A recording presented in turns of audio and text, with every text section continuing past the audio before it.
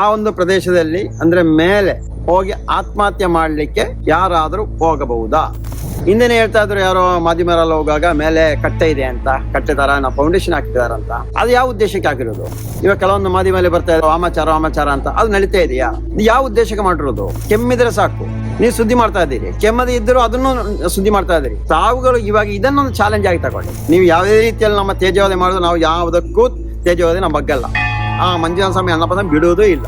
ಯಾವ ಕಾರಣಕ್ಕೋಸ್ಕರ ಇವಾಗ ಸುಳ್ಳು ಹೇಳಿದ ಅಂತ ಬೇಕು, ಇವನಿಗೆ ಯಾರು ಬೆದರಿಸಿದ ಹುಡುಕ್ಬೇಕು. ಈ ತನಿಖೆ ಎಲ್ಲ ಆಗಬೇಕು.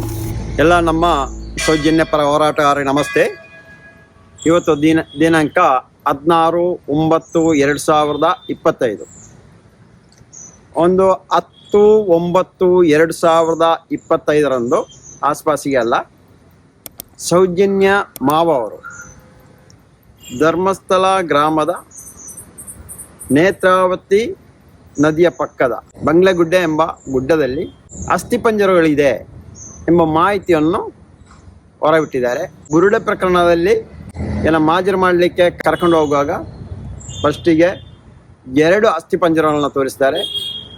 ಆ ನಂತರ ತಿರ್ಗಾ ಕರ್ಕೊಂಡು ಹೋಗಿ ತೋರಿಸುವಾಗ ಒಂದು 5-6 ಅಸ್ಥಿಪಂಜರಗಳನ್ನು ಇವರು ಆ ಬಂದ ಅಧಿಕಾರಿಗಳಿಗೆ ಅಂದರೆ SIT ಅಧಿಕಾರಿಯವರಿಗೆ ತೋರಿಸ್ಕೊಟ್ಟಿದ್ದಾರೆ. ಅದು ಅಲ್ಲದೆ 2ನೇ ಸಾರಿ ಹೋದ ಜಾಗದ ವಿಷಯದಲ್ಲಿ ಹೇಳೋದಾದರೆ, ಅಲ್ಲಿ ಸಣ್ಣ ಸಣ್ಣ ಈ ವಾಮಾಚಾರಕ್ಕೆ ಮಾಡ್ತಾ ಇರುವಂಥ ಮಣ್ಣಿನ ಮಡಿಕೆಗಳು ಈ ರೀತಿ ಎಲ್ಲ ಇದೆ ಅಂತಲೂ ಒಂದು ಮಾಹಿತಿಯನ್ನು ಕೊಟ್ಟಿರ್ತಾರೆ.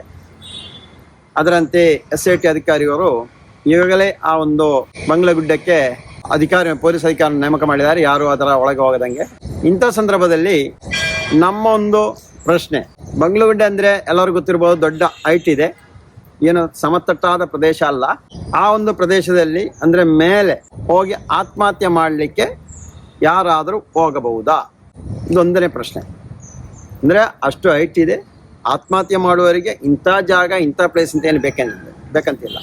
ಅವ್ರಿಗೆ ಎಲ್ಲಾದ್ರೂ ನಿಂತು ಆತ್ಮಹತ್ಯೆ ಮಾಡ್ಬೋದು. ಎಲ್ಲ ಕೆಳಗಡೆ ಎಷ್ಟೋ ಜಾಗ ಇದೆ, ಒಂದು ಕಡಿಮೆ ಅಂದರೂ 10 ಎಕರೆ ಜಾಗ ಅಂತ ಹೇಳ್ತಾ ಇದ್ದಾರೆ, ಕಾಡು.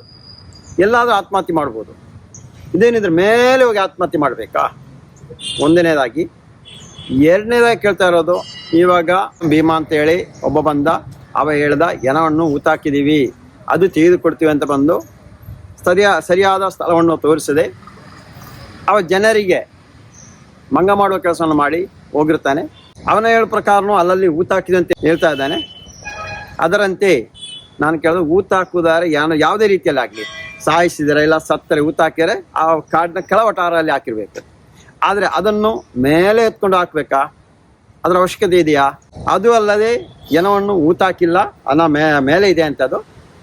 ಆ ಮೇಲೆ ಅಂದ್ರೆ ಫಸ್ಟಿಗೆ 2 ಇತ್ತು, ಇನ್ನೊಂದು ಕಡೆ 5 ಇದೆ. ಹಾಗಾದ್ರೆ ನಾನು ಕೇಳ್ತಾ ಇರೋದು, ಅಲ್ಲಿ ಏನು ನಡೀತಾ ಇದೆ? ಯಾವ ಉದ್ದೇಶಕ್ಕೆ ಹೋಗಿರೋದು? ಹಿಂದೆನೇ ಹೇಳ್ತಾ ಇದ್ರು ಯಾರೋ ಮಾಧ್ಯಮರಲ್ಲಿ ಹೋಗಾಗ ಮೇಲೆ ಕಟ್ಟೆ ಇದೆ ಅಂತ, ಕಟ್ಟೆ ತರ ನಾವು ಫೌಂಡೇಶನ್ ಹಾಕಿದಾರಂತ. ಅದು ಯಾವ ಉದ್ದೇಶಕ್ಕೆ ಹಾಕಿರೋದು? ಹಾಗಾದ್ರೆ ಇಲ್ಲಿ ಏನು ಆಗ್ತಾ ಇದೆ? ಇವಾಗ ಕೆಲವೊಂದು ಮಾಧ್ಯಮದಲ್ಲಿ ಬರ್ತಾ ಇದ್ರು ವಾಮಾಚಾರ ಅಂತ, ಅದು ನಡೀತಾ ಇದೆಯಾ? ಇದು ಯಾವ ಉದ್ದೇಶಕ್ಕೆ ಮಾಡಿರೋದು? ನಾನು ಇವಾಗ ಮಾಧ್ಯಮ ಮಿತ್ರರು ಕೇಳ್ತಾ ಇರೋದು, ನೋಡಿ, ನಮ್ಮ ತನಿಖೆಯಲ್ಲಿರುವಾಗ ಅಲ್ಲಿ ಏನಾದರೂ ಕೆಮ್ಮಿದ್ರೆ ಸಮೇತ ನಿಮಗೆ ಬರ್ತಾ ಇತ್ತು, ನೀವು ಸುದ್ದಿ ಮಾಡ್ತಾ ಇದ್ದೀರಿ, ಕೆಮ್ಮಿದ್ರೆ ಸಾಕು, ಕೆಮ್ಮದಿ ಇದ್ದರೂ ಅದನ್ನು ಸುದ್ದಿ ಮಾಡ್ತಾ ಇದ್ದೀರಿ. ತಾವುಗಳು ಇವಾಗ ಇದನ್ನೊಂದು ಚಾಲೆಂಜ್ ಆಗಿ ತಗೊಳ್ಳಿ. ಇದು ಏನಂತ ಜನಕ್ಕೆ ತಿಳಿಸ್ಬೇಕಂತ ಹೇಳಿ. ಒಂದು ಕಡೆಯಿಂದ ಧರ್ಮ ರಕ್ಷಣೆ, ಇನ್ನೊಂದು ರಕ್ಷಣೆ ಎಲ್ಲ ಮಾಡ್ತಾ ಇದ್ದೀರಾ, ಮಾಡಿ. ಆದರೆ ಅಣ್ಣಪ್ಪ ಮತ್ತು ಮಂಜುನಾಥ ಸ್ವಾಮಿ ರಕ್ಷಣೆಗೆ ಯಾರು ಬರೋ ಅವಶ್ಯಕತೆ ಇಲ್ಲ, ಅವ್ರು ಯಾರು ಬರೋ ಅವಶ್ಯಕತೆ ಇಲ್ಲ. ನಾನು ಹಿಂದೆನೇ ಹೇಳಿದ್ದೀನಿ, ನನ್ನನ್ನು ಇಳಿಸಿರೋದೇ ಅವರು. ಇಲ್ಲರೆ ಇಷ್ಟು ದೊಡ್ಡ ಒಂದು ಹೋರಾಟಕ್ಕೆ ನಾನು ಬಂದು ಕೈ ಜೋಡಿಸುವ ಪರಿಸ್ಥಿತಿ ಇರಲಿಲ್ಲ. ನಾನು ಅಷ್ಟು ದೊಡ್ಡ ಪ್ರಭಾವಿ ವ್ಯಕ್ತಿ ಅಲ್ಲ, ದುಡ್ಡಿನಿಂದಾಗಿ ಪ್ರಭಾವ ಮೀರಿದವನಲ್ಲ ನಾನು. ಆ ಸತ್ಯ ಇದ್ದದಕ್ಕೆ ಬಂದಿರೋದು, ಸತ್ಯಪರ ಹೋರಾಟನ ಹಿಂದಿನ ತನಕ ಮಾಡ್ಕೊಂಡು ಬಂದಿರೋದು. ಯಾರಿಂದಲೂ ಆಗಲಿ ಒಂದು RTIಯಲ್ಲಿ ಹಾಕಿ ಅವ್ರನ್ನ ಬೆದರಿಸಿ ದುಡ್ಡು ಇಸ್ಕೊಳ್ಳೋದಾಗಲಿ, ಇನ್ನೊಂದು ರೀತಿಯಲ್ಲಿ ಅಧಿಕಾರಿನ ಬೆದರಿಸಿ ದುಡ್ಡು ಇಸ್ಕೊಳ್ಳೋದಾಗಲಿ ಯಾವುದನ್ನು ಮಾಡಿದವನಲ್ಲ ನಾನು. ಯಾವುದೇ ಹೋರಾಟ, ಯಾವುದೇ ವ್ಯಕ್ತಿದಾಗಿರ್ಬೋದು, ಬಡವರಾಗಲಿ ದೊಡ್ಡವನೇ ಆಗಲಿ, ಯಾರಿಗೂ ಕಷ್ಟ ಬಂದೇ ಬರುತ್ತೆ, ಕಾನೂನು ಅನ್ಯಾಯ ಆಗೇ ಆಗುತ್ತೆ. ಅಂಥ ಸಂದರ್ಭ ನಾವು ಹೋಗ್ಬೇಕಾದ್ರೆ ಅವ ದೊಡ್ಡವ ಅಂತೇಳಿ ಅವನ ಹತ್ರ ಇನ್ನೂ ಈಸ್ಕೊಂಡಿಲ್ಲ, ಸತ್ಯನಿಷ್ಠೆಯಿಂದಲೇ ಕೆಲಸ ಮಾಡಿದ್ದೀನಿ. ಅದಕ್ಕೋಸ್ಕರನೇ ಈ ಹೋರಾಟಕ್ಕೆ ನಾನು ಬಂದಿರೋದು. ನಾನಿವಾಗ ಕೇಳ್ತಾ ಇರೋದು, ಈ ಒಂದು ಪ್ರಶ್ನೆಗೆ ನಾನು ಕೇಳ್ತಾ ಇದ್ದೀನಲ್ಲ, ಅಷ್ಟು ದೊಡ್ಡ ಎತ್ತರಕ್ಕೆ ಆತ್ಮಹತ್ಯೆ ಮಾಡೋ ಅವಶ್ಯಕತೆ ಇರಲ್ಲ. ಆತ್ಮಹತ್ಯೆ ಮಾಡ್ಲಿಕ್ಕೆ ಯಾರು ಹೋಗಲ್ಲ. ಎರಡನೇದಾಗಿ ಯಾರೋ ಸತ್ತರೋ ಕೆಳಗೆ ಸಾಯಿಸಿ ಹಾಕಿರೋ ಅದನ್ನ ಎತ್ತಿ ಮೇಲೆ ತಗೊಂಡು ಹಾಕ್ಲಿಕ್ಕೂ ಹೋಗಲ್ಲ. ಆದರೆ ಅದು ಉದ್ದೇಶನಾಗಿರ್ಬೋದು. ಇದಾಗಬೇಕು. ಇಷ್ಟು ದಿನ ನಮಗೆ ನೀರು ಕುಡಿಸ್ತಾ ಇದ್ರಲ್ಲ, ಸ್ವಲ್ಪ ಅಧಿಕಾರ ಇದೆ, ಸ್ವಲ್ಪ ದುಡ್ಡಿದೆ ಅಂತೇಳಿ ಅವರ ಬುಡಕ್ಕೆ ಬರ್ತಾ ಇದೆ. ಆಲೋಚನೆ ಮಾಡಿ. ನೀವು ಯಾವುದೇ ರೀತಿಯಲ್ಲಿ ನಮ್ಮ ತೇಜೋವಧೆ ಮಾಡಿದ್ರು ನಾವು ಯಾವುದಕ್ಕೂ ತೇಜೋವಧೆ ನಮ್ಮ ಬಗ್ಗಲ್ಲ. ಮಂಜುನಾಥ ಸ್ವಾಮಿ ಅನ್ನಪ್ಪ ಬಿಡುವುದೂ ಇಲ್ಲ. ಅದು ಮೊದಲು ಅರ್ಥ ಮಾಡ್ಕೊಳ್ಳಿ. ಮಾಧ್ಯಮ ಮಿತ್ರರು ಇನ್ನಾದರೂ ಎಚ್ಚೆತ್ಕೊಂಡು ಇದು ಏನು ಆಗ್ತಾ ಇದೆ, ಯಾರು ಮಾಡ್ತಾ ಇರೋದು, ಯಾರಿಗೋಸ್ಕರ ಮಾಡ್ತಾ ಇರೋದು, ಇದನ್ನು ಹುಡುಕಿ, ಸ್ವಲ್ಪ ಇದನ್ನು ಸುದ್ದಿ ಮಾಡಿ ಅಂತ ಈ ಮೂಲಕ ನಮ್ಮ ಎಲ್ಲರಿಗೂ ಕೇಳ್ಕೊಳ್ತಾ ಇದ್ದೀವಿ. ಅದೇ ರೀತಿಯಲ್ಲಿ ಕರ್ನಾಟಕ ರಾಜ್ಯದ ಜನತೆ ಎಚ್ಚೆತ್ಕೊಂಡು ಕೇಳಬೇಕಿದು ಏನಾಗ್ತಾ ಇದೆ ಅಂತ. ಸುಮ್ಮನೆ ಕೂರೋದಲ್ಲ.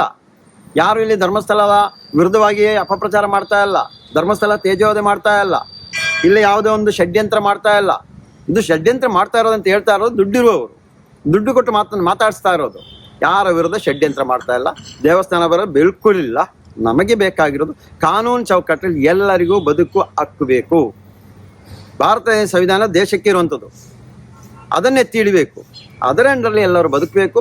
ಅದೇ ರೀತಿಯಲ್ಲಿ ಏನು ಈ ಊತ ಹಾಕಿರೋ ಸುಳ್ಳು ಹೇಳಿದರೆ ಅದು ಏನಂತ ಗೊತ್ತಾಗಬೇಕು. ಯಾವ ಕಾರಣಕ್ಕೋಸ್ಕರ ಇವ ಸುಳ್ಳು ಹೇಳಿದ ಅಂತ ಬೇಕು. ಇವನಿಗೆ ಯಾರು ಬೆದರಿಸಿದ ಹುಡುಕಬೇಕು. ಈ ತನಿಖೆ ಎಲ್ಲ ಆಗಬೇಕು. ಸತ್ಯಾಸತ್ಯ ಆದಷ್ಟು ಬೇಗ ರಾಜ್ಯದ ಜನತೆಗೆ, ದೇಶದ ಜನತೆಗೆ ತಿಳಿಸಿಕೊಡಬೇಕಾಗಿ ಈ ಮೂಲಕ ನಾವು ಎಲ್ಲರಲ್ಲೂ ಮನವಿ ಮಾಡ್ತಾ ಇದ್ದೀವಿ.